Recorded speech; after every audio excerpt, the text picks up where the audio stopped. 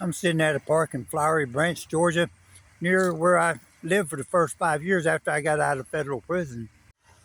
I want to share about a 27-year-old kid being killed at the Georgia Diagnostic Classification Center in Jackson, Georgia. I'm not sharing about the beauty of this park. The kid that went to prison for shoplifting, yeah, he was murdered or something in the Georgia Diagnostic Classification Center. And that's where most all people have to go through when they come into the system, where they do a variety of tests on you and stuff. But yeah, to me, yeah, now that, I mean, I'm almost 70 years old. So yeah, I look at somebody 27 years old being a kid because I know where I was at mentally when I was that age. I was actually released from Georgia Department of Corrections when I was 28 years old. So I was just a kid myself.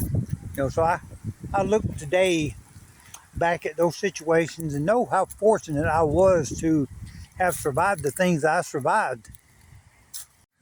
There's a Facebook group I belong to about prisoners in Georgia, and about every day, there's usually somebody being reported as having died in the system.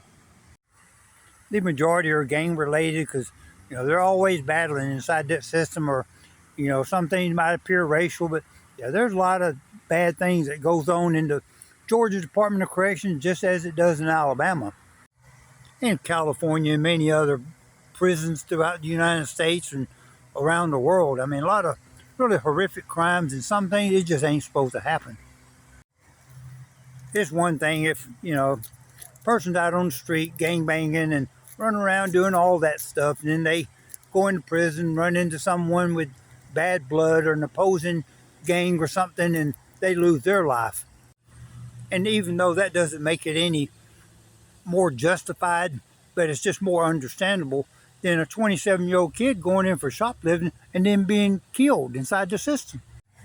With me basically growing up inside the prison system, a lot of things I've become accustomed to. And, when I was inside the Georgia system, I think I was about 25 years old when I got charged for a murder while I was in there. But it was a bum rap.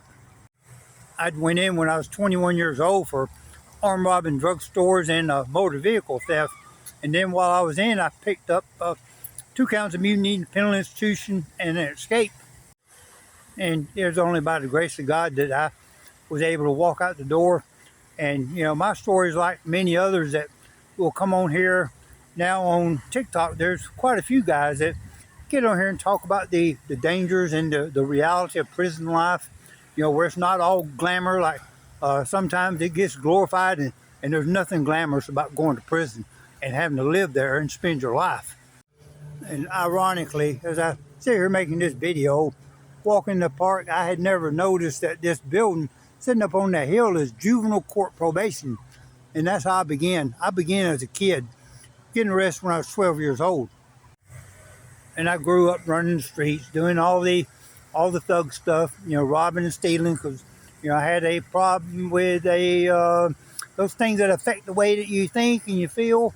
Yeah, I had serious issues with that.